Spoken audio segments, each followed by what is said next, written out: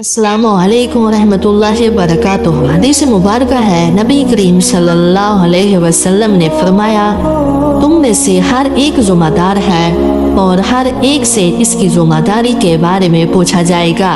हुक्मरान अपनी राय का ज़िम्मेदार है और इससे इसके बारे में पूछा जाएगा।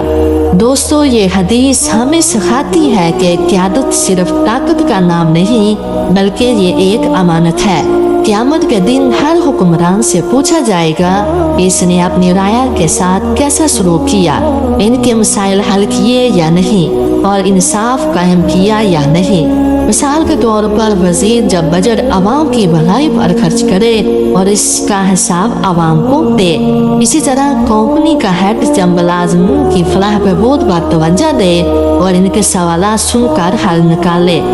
इसी तरह स्कूल का प्रिंसिपल जब तुलबा और वालिदैन को अपनी पॉलिसियों की वजाहत दे और इनकी शिकायत हल करे। याद रखिए, क़यादत का असल म्यार ये है कि आप इन लोगों के लिए जवाबदेह हो जिन पर आपको इख्तियार दिया गया है। जो हुक्मरान इस असूल पर चलता है वो दुनिया में इज्जत और आखिरत में कामयाबी पाता है। इस वीडियो को शेयर करें ताकि हर लीडर और हुक्मरान समझे कि जवाबदेही ही असल क़यादत की बुनियाद है। लाइक, कमेंट और सब्सक्राइब करें ताकि हम सब इस पैगाम को आम कर सकें।